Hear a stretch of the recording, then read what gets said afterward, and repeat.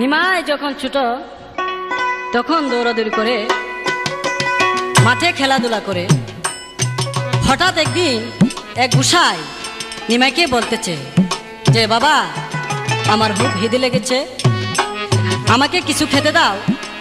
তখন নিমাই বলতেছে যে বাবা এখন তো আমার কাছে কিছু নাই, যদি কষ্ট করে আমার সঙ্গে আমার বাড়ি যান তবে আমি আপনাকে খাওয়াতে পারবো।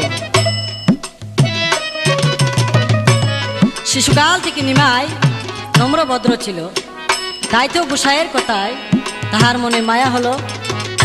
গুসাইকে নিয়ে বাড়ি রওনা করলো।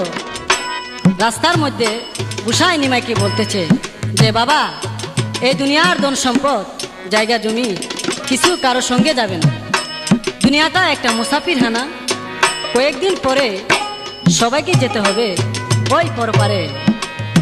ধন সম্পদ কিছুই সঙ্গে যাবে না, কাজে যে বাড়িতে তুমি সারা জীবন জনম জনম থাকবা সেখানে সুখে থাকার জন্য কি করেছ? তখন শিশু নিমাই বলে বাবা আমি তো কিছু বুঝতে পারলাম না। তখন গুসাই বলে তুমি দুনিয়ার শান্তি চাও নাকি পরকালের শান্তি চাও? তখন নিমাই কথাগুলো শুনে মনে মনে ভাবতেছে যে ইহকালের শান্তি দিয়ে আমি কি করব যদি পরকালের শান্তি না পাই। এইভাবে ভাবতে ভাবতে গুসাইকে বাড়ি নিয়ে গেল এবং খাইতে দিল।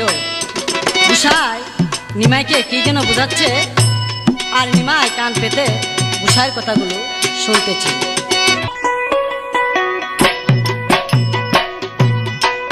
কি মন্ত্র দিল রে, কি মন্ত্র